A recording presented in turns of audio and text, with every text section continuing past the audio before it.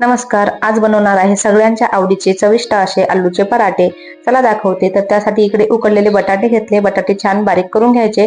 नंतर बारीक कापलेला कांदा आणि मिरची घ्यायची आहे। कढईमध्ये तेल टाकून घ्यायचं। तेल गरम झाल्यानंतर जिरं मोहरीचा तडका द्यायचा। नंतर मिरची टाकून घ्यायची, कांदा टाकून घ्यायचा।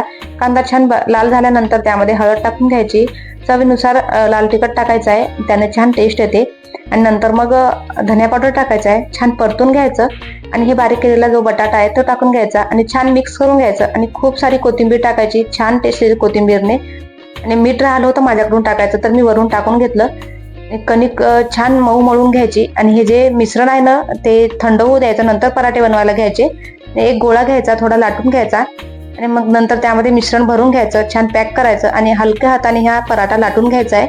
या पद्धतीने मस्त असा पराठा रेडी होतो।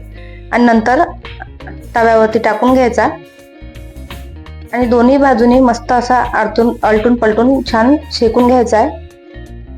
आणि तेल किंवा तूप लावायचं।